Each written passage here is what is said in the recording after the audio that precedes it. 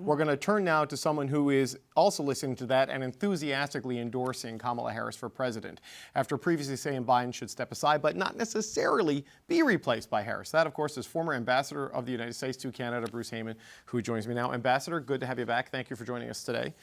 Good to be back. What did you make of that performance just then? A prosecution of Donald Trump by Kamala Harris. And we haven't seen the Democrats doing that for a while.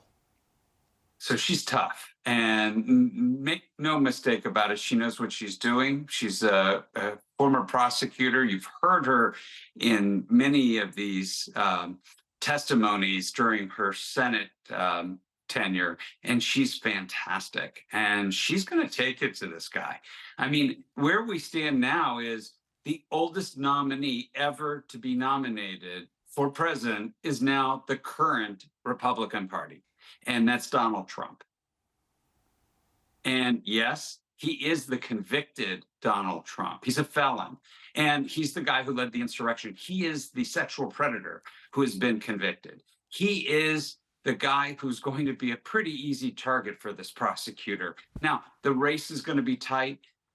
Votes are going to be counted down to the very last person in many of these battleground states. It's going to be tough, and we need everybody, all hands on deck for this. Joe Biden only won by 45,000 votes in 2020.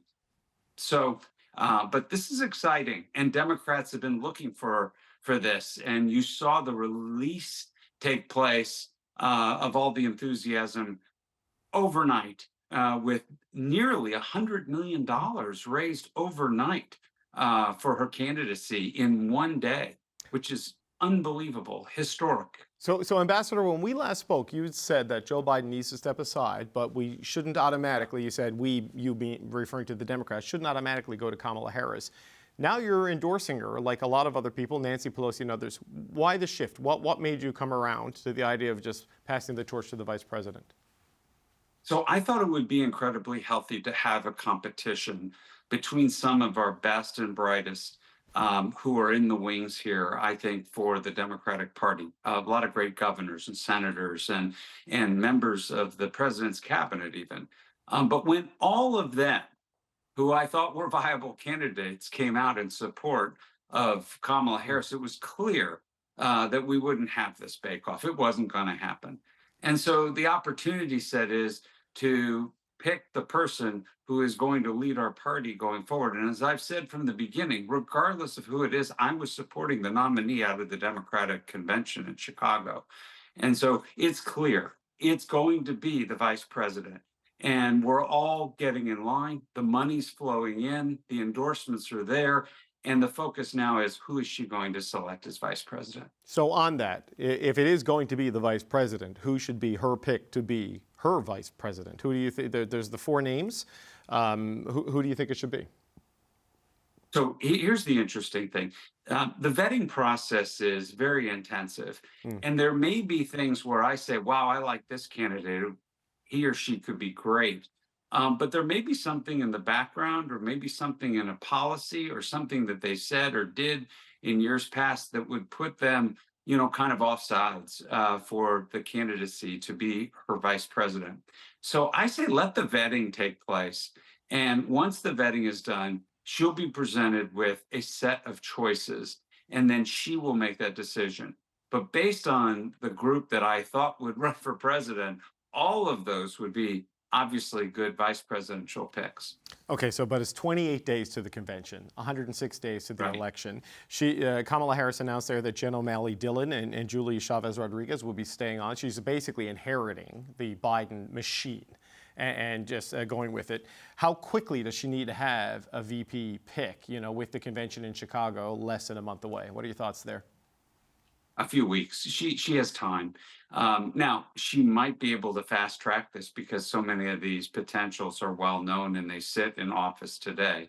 But she should take her time, let the process evolve. As I've noted in the public press today, Eric Holder is going to be part of that process, that vetting process. He is a detailed former attorney general and former incredible attorney. He will do a fantastic job, and he's very thoughtful, and he's very detailed. He's a very detailed guy. And this is going to be a good process over the next few weeks, I think. Just as a final question, Ambassador, because I know you got to run, but you know, it's been despair and anxiety from the Democrats we've spoken with, I'm sure you've been speaking with for a number of weeks now.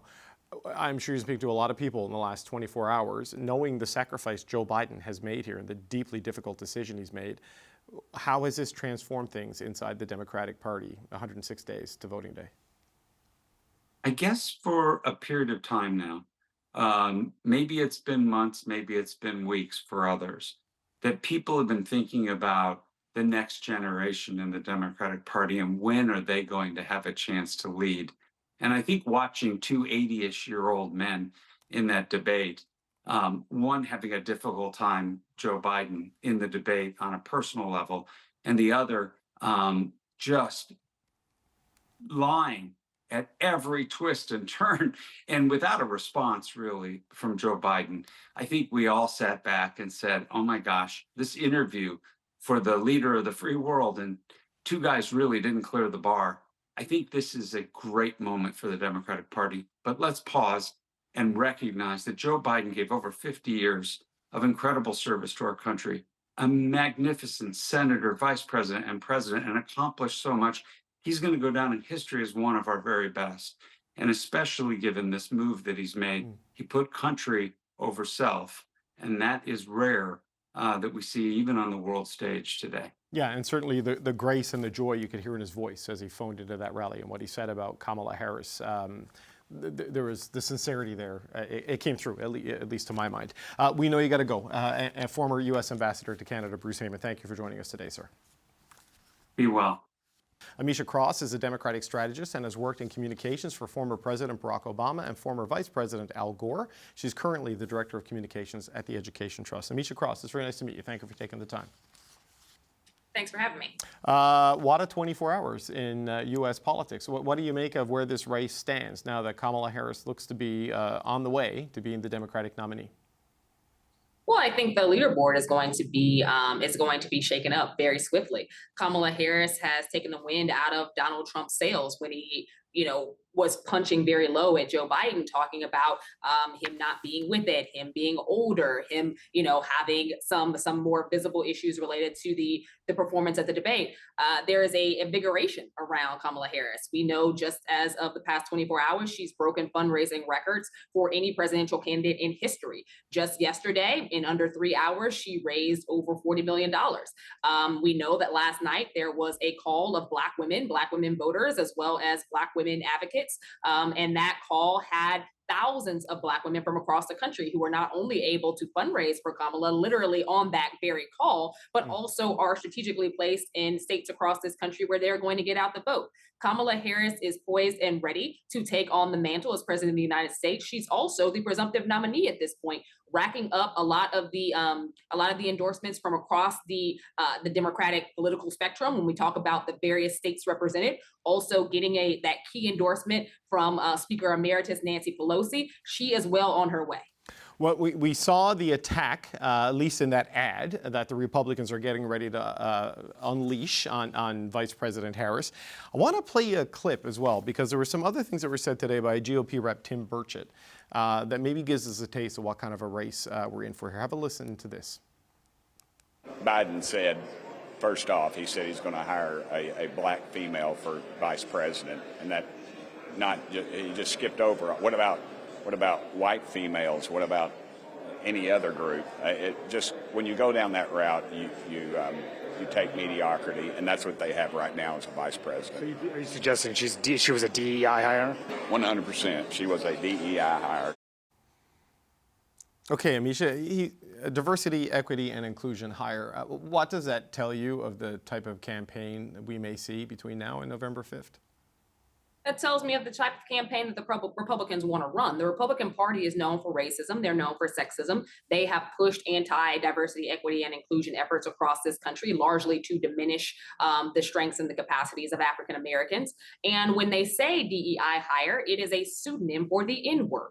We know as Black people what that means. We've heard it across the aisle multiple times over. And I think what we're, staring down the pipeline of is a very sexist campaign, a very misogynistic campaign on the right, and one that is filled with racism. But it's not something that's new. These are the same types of racist attacks that we saw on President Obama when he was running. These are the same types of attacks that we saw on former Harvard University President Claudine Gay, the first Black woman to have ever taken that role, where the right also piled on very heavily and attacked her. We saw these attacks against Lloyd Austin, the first Black Secretary of Defense.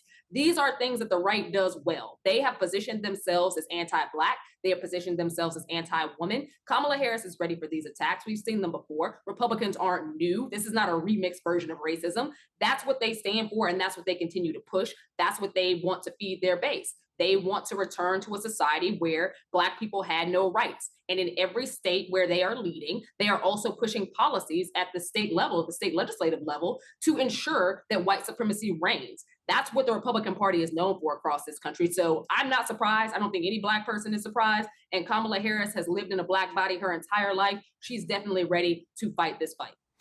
So we've seen the attack from the Republicans, at least, the crafted ad and what Representative Burchett had to say. We also just saw what Kamala Harris is capable of in prosecuting the case against Donald Trump when she linked him to the sexual predators she prosecuted as a prosecutor, the fraudsters and the cheaters, and then raised the issue of abortion. What did you make of what appears to be the first real official speech of her campaign for the presidential nominee? It was very strong. And as a former prosecutor that she is somebody who is known to not only carry cases, but win cases. And she's running against someone who was a 34 felony convicted criminal. She's running against someone who was twice impeached. She's running against someone who was found liable for rape. She's running against someone who was found liable for various amounts of tax fraud and business issues related to cheating the state of New York. I think that she definitely knows what she's up against, and she's somebody who has the experience to carry this message. She's someone who knows how to prosecute criminals, and she's someone who will elevate the issues related to the criminal who's running at the head of the table for the Republican Party.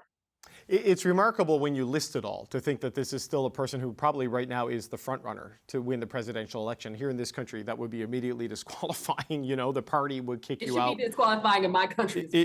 But yet here we are, right? So she is probably going to be the presidential nominee for the Democrats. She needs a running mate, someone to balance out the ticket and someone she can trust and govern with should she win. The names we keep hearing: Kentucky Governor Andy Beshear, North Carolina Governor Roy Cooper, Arizona Senator Mark Kelly, and Pennsylvania Governor Josh Shapiro. All white guys, all from a couple of them from key battleground states.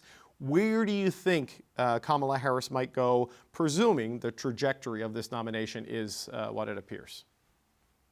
Well, I think that all of the names you just listed are extraordinary men.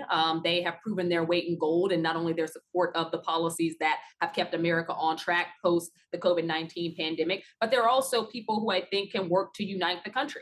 If I was to pick someone, it would be one of the battleground state governors. But I also believe that Andy Beshear, this is his third term as governor in Kentucky, a red state, who has been able to prove that he can turn votes of Republicans into Democratic votes. That is a very strong asset, I think, for any Democrat.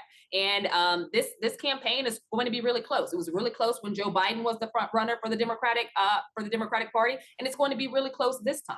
So she's going to have to choose someone who can shake things up a bit, bring more votes from some of those battleground states, and be able to assist in expanding the Democratic base and bringing home people who, quite frankly, were disengaged with this election cycle.